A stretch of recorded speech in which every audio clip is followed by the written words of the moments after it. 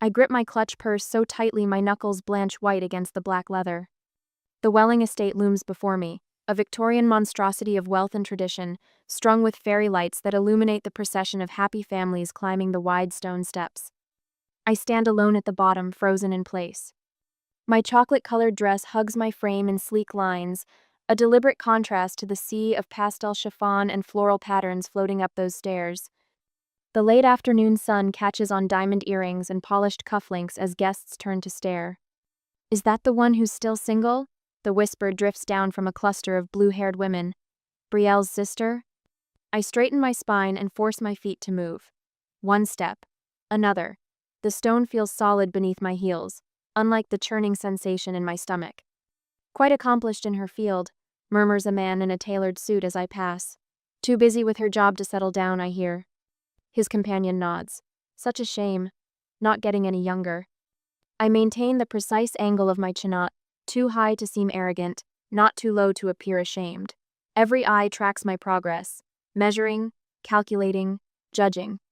Brielle's new in-laws stand in a tight circle near the entrance, their scrutiny the most intense of all. The memory rises unbidden. 11 years old, hunched over circuit boards while Brielle practiced cheerleading routines in the yard. Mom's voice calling through the house. Aunt Selma, Catherine Rourke, come downstairs this instant, after discovering I'd dismantled the family computer. Why can't you be more like your sister? Dad would ask, shaking his head when I showed him the programming language I'd taught myself at 13. Girls don't build computers, Mom had insisted. They build families. The summer I was 15, she grounded me for attending robotics camp instead of the school dance where Brielle was crowned queen. That night, I'd stared at the ceiling and promised myself that someday, they'd understand my worth. That day hasn't arrived. I reach the crowded foyer where my mother holds court, resplendent in lavender silk. Her eyes sweep over me as I approach, her smile tightening at the corners. "Aunt Selma, darling." She leans in for an air kiss that never quite touches my cheek. Her perfumey same lily of the valley she's worn since I was born engulfs me in memories. "You could have worn something brighter, dear. This is a celebration, not a funeral." Before I can respond, Brielle floats into view, a vision in white, her third wedding gown, each more elaborate than the last. Our eyes meet briefly. "Glad you made it," she says, voice cool as mountain water. She turns to greet a couple behind me, enveloping them in exclamations of delight. "The Harringtons! I'm so thrilled you could come." I'm dismissed. Just like that. A server passes with champagne, and I take a glass, careful not to gulp it despite my parched throat. "Quite the extravagant affair," comments a woman with an elaborate updo. "Your sister certainly knows how to put on a show." "She certainly does," I reply, refusing to offer the expected compliment. I navigate through clusters of conversation, feeling the subtle shift as people notice me, then dismiss me. The weight of solitude grows heavier with each step. Finally, I find refuge at a corner table, trading my emptied champagne for club soda. Should I leave now? Make an excuse about an early meeting tomorrow? The thought is tempting, but the headlines would write themselves in family lore. "And Selma too selfish to stay for her sister's special day." A woman like that, drifts a voice from the next table. Career. First types. Probably expects applause just for showing up. I sip my club soda, bubbles sharp against my tongue. The condensation on the glass mirrors the cold sweat forming between my shoulder blades. 3 more hours. I can survive 3 more hours of this. But surviving isn't living, is it? And I've spent a lifetime doing just that in the shadow of the golden child. I stare at the little calligraphy card in my hand, turning it over as if there might be some mistake. Table 14. The farthest corner from the head table, tucked behind a structural column. I lift my eyes to watch Brielle personally escorting the Hendersons, people I've never even heard her mention, to their seats at table 3, her arm linked through Mrs. Henderson's as they laugh like old friends. "Miss Rourke?" A young woman in a black pantsuit appears beside me, clipboard in hand. "I can show you to your table." "My sister didn't assign me herself?" The question slips out before I can catch it. The wedding planner's smile doesn't reach her eyes. "Miss Brielle has a system. This way, please." I follow her past tables of laughing guests, past childhood neighbors and college roommates, past business associates and tennis partners. We stop at a table populated with distant cousins from Wyoming and an elderly great-aunt who keeps mistaking me for someone named Patricia. "Here you are," the planner says brightly. I scan the table, noting the way conversation dips upon my arrival. "Thank you," I murmur, settling into the only empty chair. Cousin Marlene leans forward. "We were just saying how lovely everything is. Did you see the programs? Such beautiful printing." I hadn't, actually. A cream-colored booklet sits at each place setting, embossed with silver foil. I open mine to find 3 pages dedicated to Brielle's life story, her cheerleading championships, her charity work with disadvantaged poodles, her interior design business that consists of redecorating friends' summer homes. My eyes scan for any mention of her sister, the CEO. Nothing. "It's comprehensive," I say, closing the booklet. My mother materializes beside our table, her lavender silk shimmering under the crystal chandeliers. She places one manicured hand on my shoulder, addressing the table but pointedly not me. "Everyone enjoying themselves? Wonderful. Have you all met my other daughter? This is Anselma. She works with computers." Works with computers. As if I repair printers at the local library. As if I haven't built a publicly traded company valued at nearly $1 billion. As if I haven't revolutionized how AI systems recover from catastrophic failures. "Actually, Mother..." "Oh, there's Margaret Wilson. Must say hello." She floats away before I can finish, her perfume lingering like an accusation. The servers arrive with the first course, a delicate arrangement of beets and goat cheese. I take a bite, grateful for the momentary distraction. 2 tables over, Brielle's new husband Carter stands chatting with his groomsmen, his gaze sweeping past me as if I'm part of the wallpaper. We've met 6 times. Not once has he asked a single question about my life. "Family photos on the terrace in 5 minutes, calls the photographer, a bearded man with too many cameras around his neck. I rise dutifully and make my way outside, where Mother is already arranging people with military precision. "Taller ones in back, family in front, cousins on the left, please." When my turn comes, she positions me at the far edge, half obscured by Uncle Robert's substantial frame. "Perfect," she says, stepping back to survey her work. When the photographer suggests I move forward, Mother laughs. "Oh no, we need symmetry. Anselma is fine right where she is." After the photos, I find myself alone again, watching Brielle hold court by the champagne fountain. She catches my eye briefly, then turns to the woman beside her. "Not everyone can find love like I have," she says, voice pitched just loud enough to reach me. "Some have to settle for other things." The woman glances my way, then back at Brielle with a knowing smile. Mother appears at my elbow, glass in hand. "Darling, that gentleman from Carter's firm was asking about you. Single, divorced last year. You should introduce yourself." I take a slow breath. "I'm not interested, Mother." Her face tightens almost imperceptibly. "I just want to see you settled before I'm gone, dear." "Is that so wrong?" Before I can answer, a tall man with silver temples catches my attention from across the room.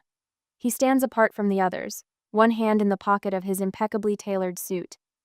Unlike the others, he's not watching Brielle. He's watching me, with eyes that miss nothing. "Who is that?" I ask, nodding subtly in his direction. Mother follows my gaze. "Aldrich Welling, Carter's uncle. Terribly wealthy, terribly powerful. Transportation magnate or some such.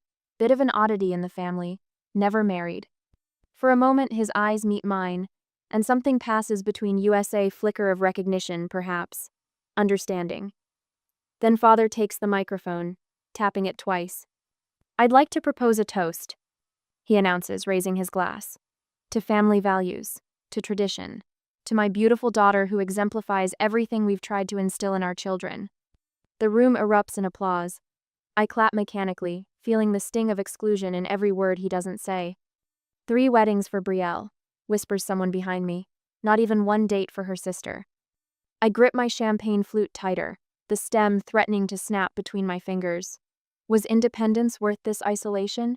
This constant reminder that I've failed at the only metrics my family values? Father's speech continues, a litany of Brielle's accomplishments that somehow never includes graduating high school or holding a job for more than 6 months. When he finishes, I force myself to approach the head table, to congratulate Carter despite the cold assessment in his eyes. Welcome to the family, I say, meaning it despite everything. As I turn to leave, a woman touches my arm. Excuse me, didn't I see your name in Forbes? Something about neural networks? For the first time since arriving, my smile feels genuine. Yes, last month's issue. We're revolutionizing how AI systems recover from critical failures. Fascinating, she says, and remarkably, she seems to mean it. For one brief moment, in this crucible of judgment and exclusion, someone sees me. 15 minutes later, to family, even those who prefer boardrooms over ballrooms, Uncle Teddy raises his glass with a wink that makes the crowd titter. His toast carries just enough edge to sting without seeming deliberately cruel. I take a measured sip of champagne, my face a careful mask of polite attention. Around me, Brielle's bridesmaids exchange glances, their pastel dresses rustling as they lean together, whispering behind manicured hands. The reception flows around me like water around a stone. I've claimed a corner at table 16, as far from the head table as the seating chart allowed.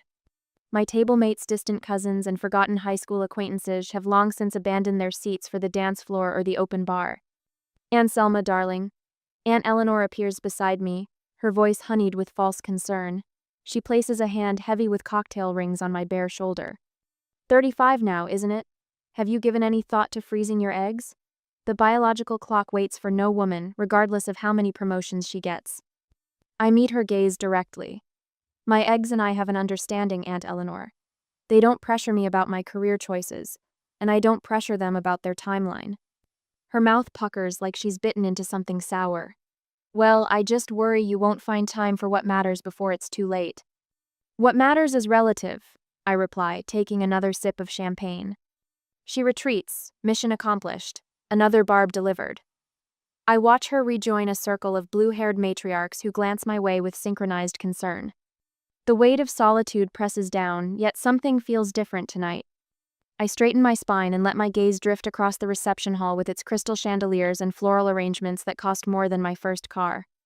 The string quartet plays something classical that Mother selected, insisting Brielle's preference for contemporary music would cheapen the atmosphere. A memory surfaces. 3 years ago, signing the contract that secured my company's first $1 million client. My hand hadn't trembled then, though my parents had warned the business would fail within 6 months. You're diving into a male-dominated field with no connections, Father had said over Sunday dinner. Be realistic about your chances, Aunt Selma. I'd proven him wrong, proven all of them wrong. Yet here I sit, still seeking validation from people who measure success in diamond rings and monogrammed towels. The thought hits me with unexpected force. Their metrics don't matter. I've built something valuable. Something that exists and functions, and helps people regardless of whether anyone in this room understands it. Brielle appears beside my table, champagne flute dangling from her fingers. The tulle of her gown brushes against my arm as she leans down. Couldn't you have brought someone? She asks, voice pitched low. Anyone? You're making us look bad. I gaze up at my sister radiant in white satin for the 3rd time in 8 years. Making who look bad exactly? The family. She glances around to ensure we're not overheard. People are talking. 300 guests and not one person here for you. I didn't realize I needed a +1 to feel complete. My voice remains steady, neither apologetic nor challenging. Brielle's perfect features tighten. That's not what Isn't it? I cut her off gently. 3 weddings for you, and at each one the same concernate for my happiness, but for appearances. She opens her mouth to respond when movement at the head table catches our attention. Aldrich Welling, Carter's uncle and chairman of Welling International, rises from his seat. His tall frame, impeccable in a charcoal suit, commands attention without effort. Silver hair catches the light as he navigates between tables with deliberate steps. The room quiets, conversations dropping to whispers, then silence. Brielle watches with narrowed eyes as Aldrich approaches not her, but me. He stops directly before my chair. His weathered face, lined with 60-some years of experience, regards me with unmistakable recognition. Then, to the astonishment of everyone watching, Aldrich Welling bows. Not a casual nod, but a deep, respectful inclination that speaks volumes in a language the entire room understands. Miss Rourke, he says, voice carrying in the stunned silence. Your keynote at the Brussels summit changed how we approach cross-border tech mergers. The ethical framework you presented saved our Asian expansion from potentially catastrophic regulatory pitfalls. I owe you thanks. Time seems suspended. Not a glass clinks, not a chair scrapes. 300 pairs of eyes fix on this tableauth, respected titan of industry paying homage to the woman they've dismissed for years. From my peripheral vision, I see Mother's champagne glass frozen halfway to her lips. Father's jaw has gone slack. The bridesmaids have stopped whispering. And Brielle stares as though seeing me for the first time. I feel oddly calm. Thank you, Mr. Welling. I'm glad the framework proved useful. No gloating, no triumphant glances at my family. In this moment of vindication, I realize I never needed their validation. The worth of my work exists independent of their recognition. I rise to my full height, feeling lighter than I have all day. The burden of seeking approval slips away, leaving my shoulders straighter, my chin at a more natural angle. The integration of ethical considerations with practical compliance was particularly impressive. Aldrich continues, reaching into his jacket. I'd like to discuss potential applications at Welling International, if you're amenable. He extends a business card, heavy stock with embossed lettering. I accept it with a nod. I'd be interested in that conversation. Around us, the room remains suspended in collective shock. I can see Mother and Brielle exchanging panicked glances, a silent communication passing between them. Their world has tilted, social hierarchies suddenly scrambled by this public acknowledgement. I'm preparing my next move, a gracious exit, perhaps when Mother appears at my side, her lavender silk rustling with urgency. Her smile strains at the corners as she places herself between me and Aldrich. Darling, you never told us how important your work is. She loops her arm through mine, claiming connection. Her fingers dig into my forearm with surprising strength. Brielle materializes on my other side, her wedding dress engulfing us in a cloud of white. My brilliant sister, she announces, loud enough for nearby tables to hear. Her arm links possessively through mine, completing the family tableau. Their changed demeanor hangs between us, transparent as glass and just as fragile. I meet Aldrich's eyes over Mother's coiffed head. A slight smile plays at the corner of his mouth. He sees the performance for exactly what it is. The question now isn't whether I'll accept their sudden interest, but what I'll do with this unexpected power shift. The answer waits inside me, clear and certain as the Brussels keynote they never bothered to attend. Mother's arm snakes around my waist, pulling me against lavender silk and lily of the valley perfume. Her voice rises an octave, addressing the circle of guests now watching us with undisguised curiosity. We've always been so proud of Anselma's accomplishments. I feel my spine stiffen.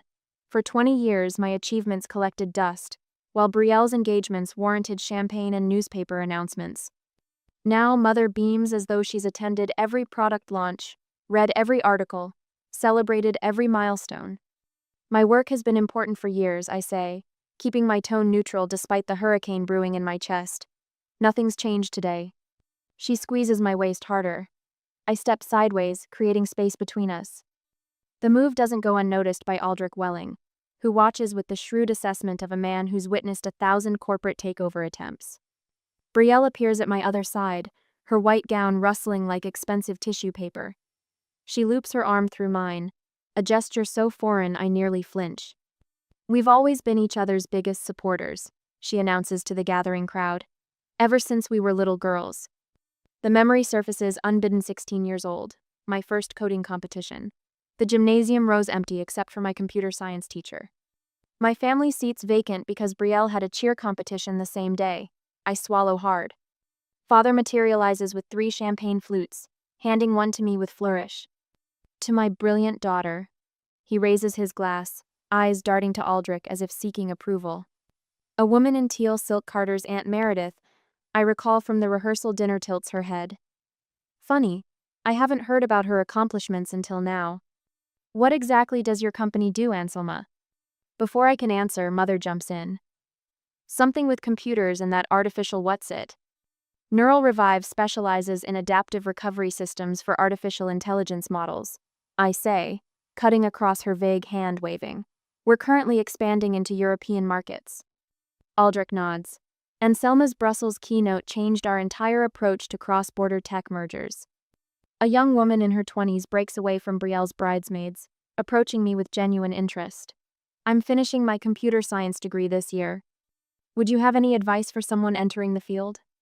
For the first time tonight, I feel my shoulders relax. Focus on solving problems no one else recognizes yet. That's where innovation happens. She nods eagerly, asking follow-up questions about internships and industry connections, completely ignoring Brielle, who shifts her weight from one satin heel to the other. Aldrich introduces me to a silver-haired man. Harrison here sits on 3 tech boards that might benefit from your expertise. The conversation flows into technical water neural networks, ethical implementation protocols, market applications. I find myself at the center of a growing circle, answering questions with the confidence that comes from building something substantial. Brielle's smile calcifies. Enough shop talk at my wedding. Her voice carries a sharp edge that slices through conversation. We should be dancing, not discussing boring business things. Mother hovers at the periphery, her smile strained as terminology flies past her comprehension. She attempts to interject with mentions of my childhood. Anselma was always taking things apart. That missed the substance of our discussion. When Harrison asks about my company's founding, Father puffs up. We always knew she had potential. Actually, I say quietly, meeting his gaze, Neural Revive was built without family investment. I secured initial funding from Westlake Ventures after being turned down by 17 other firms. The silence that follows speaks volumes. Aldrich's eyebrow lifts appreciatively. No family involvement at all? Harrison asks. No, I answer, the simple truth more powerful than any accusation. But that's common in tech startups. I see the recognition in Aldrich's eyes. She understands what I'm not saying. Brielle's third husband, Carter, joins our circle, his curiosity seemingly genuine. I read something about your company's ethical AI framework. That's the future, isn't it? I nod, directing the conversation back to safer waters. The wedding has been beautiful. You both must be thrilled. My sister's face softens fractionally at the lifeline I've thrown her, though her eyes remain wary. I've neither gloated nor hidden my success, and somehow that balance feels like the greatest victory of all. The whispers have changed tone completely. Where once they carried judgment about my solitary state, they now question the family suddenly claiming kinship with my achievements. Did you know her sister never even mentions her work? I overhear from a cluster of Carter's relatives. Mother's smile remains fixed in place, but her fingers worry the pearl strand at her neck. Father shifts uncomfortably when technical questions come his way, revealing the depth of his disinterest in my career. Through it all, I maintain a quiet dignity that requires no audience, no validation. The weight that's pressed on my chest since childhood has lifted not because Aldrich Welling bowed to me, but because I finally understand that I never needed their approval at all. The terrace air cools my flushed skin as I escape the reception's stifling atmosphere. Sunset paints the sky in amber and gold, a beautiful backdrop for Brielle's photographer capturing spontaneous family moments. I stand apart, watching the performance unfold. My fingers trace the cold stone balustrade, anchoring me to something solid while my thoughts whirl like autumn leaves. A shadow falls across the stone, then another, then a third. There you are, darling. Mother's voice drips with newfound sweetness as she glides toward me, Father and Brielle flanking her like twin sentinels. Their approach triggers an instinctive tightening in my chest, a familiar constriction I've felt since childhood whenever they moved as a unit. Mother takes my hands in hers, eyes shimmering with manufactured tears. We've always believed in you, darling, always. The lie hangs between us, so transparent I could trace its outline with my finger. Father clears his throat, straightening his bow tie. You should bring Aldrich to Sunday dinner. I'd love to discuss investment opportunities with him. His eyes gleam with the same predatory look he gets when spotting vulnerable witnesses on the stand. Brielle steps closer, her wedding gown rustling like whispers in the dark. You could at least try to look happy for me today instead of stealing attention. Her smile remains fixed, voice dropped to avoid the photographer's ears. This is my wedding. I breathe in the scent of blooming roses from the garden below, counting silently to 3 before responding. My heartbeat accelerates. This exact moment's played in my mind for years. The confrontation I've both dreaded and craved. After all we've sacrificed for you. Mother's voice rises an octave, her hand pressing against her lavender silk bodice. This family has always supported each other. Your mother's right, Father adds, squeezing her shoulder. Remember who put you through college. The scholarship letters flash in my memory, documents they never bothered to read, checks they never had to write. The family image matters, Anselma. Brielle adjusts her veil, eyes darting toward her new in-laws across the terrace. We need to present a united front. The weight of their expectations presses down on me, a familiar burden I've carried since childhood. My hands tremble slightly, but not with shame or submission. Something else flutters beneath my ribs, something with wings and teeth. I take a deep breath. The air fills my lungs completely for what feels like the first time today. Are you proud because someone powerful said I matter, or because you finally believe it? Their faces freeze in identical masks of surprise. The question hangs in the air between us, undeniable now that it's been spoken aloud. When I launched Neural Revive, you said it was just another computer thing, Mother. You were getting your hair done during the ribbon cutting. My voice remains level, quiet enough that nearby guests can't hear, but clear enough that my family can't pretend to misunderstand. I turn to Father. You told Aunt Sarah my business was just a hobby until the IPO. Then suddenly it was our family business in your Christmas letter. His face flushes crimson beneath his silver hair. And you, Brielle? I meet her wide eyes directly. When Forbes interviewed me, you told your friends I got lucky with some app thing.